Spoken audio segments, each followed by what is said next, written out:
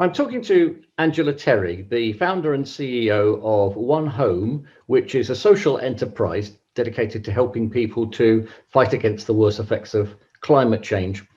First of all, we're going to talk about what we can do to mitigate the effects, if anything. So let me ask you that broad question to start with, Angela. Can we do anything to fight climate change as little individuals, as small and helpless as we are, or is it a lost cause?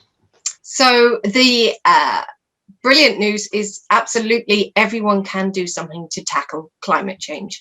Obviously, most of us as individuals, as consumers, as family members, we get to vote for our politicians every 5 years, but we get to vote for the kind of future we want every time we purchase something.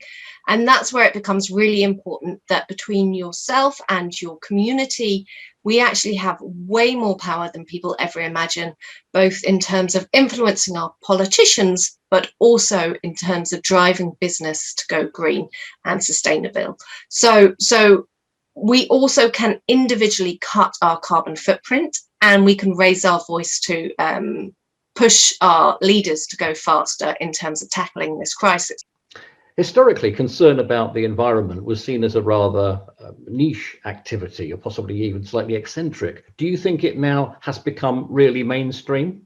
Climate change is, there's been so many polls recently that show that since obviously the horrific pandemic and what's happened to people, the desire to restore that balance of nature, to prevent against future global shocks amongst the public has risen, particularly around climate change. So both awareness that climate change is happening, primarily because it's with us now, the extreme weather events that we are seeing. April alone this year broke 3 records in terms of sunshine and temperature, and we have records going back from 1815. So the weather is changing. We have climate change already impacting our lives, and what we know is it's accelerating.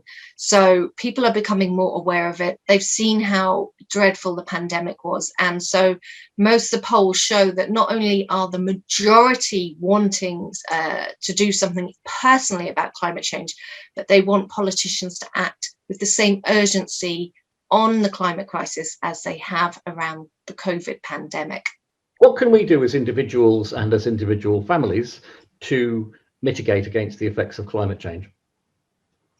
So the biggest thing we need to do as we want to reach net zero is to stop burning fossil fuels, because they are the main cause of the carbon dioxide pollution, which is creating the blanket of carbon in our atmosphere and warming the planet. So it is in how we travel, how we heat our homes, where we get our electricity from, and how much goods and services we buy as a household, basically. So things like walking and cycling more, using public transport, electric bikes, they are all really beneficial. And particularly if you're buying a new car, electric cars are a key part of the solution. Transport emissions are the main cause of greenhouse gas emissions in the UK. So tackling them is a real big priority. Secondly is how we heat our homes. Now, in the UK, a lot of our homes are quite leaky, which means they can be cold and drafty in winter, and we're paying quite a lot of money for our gas or our oil every year. So insulating your home, it has one of the best financial paybacks possible, and that's like 30 centimeters of loft insulation. And if you have cavity walls, making sure that they have insulation in those cavities, and stopping any sort of leaks or drafts around your windows and doors. And simple things like using thermal curtains or blinds in the evening to stop that heat escaping from your house. So insulation is a really brilliant way to help the planet, but also make your home warmer and cozier. Some people might think, it's only little me, what can I do? Is it worth bothering?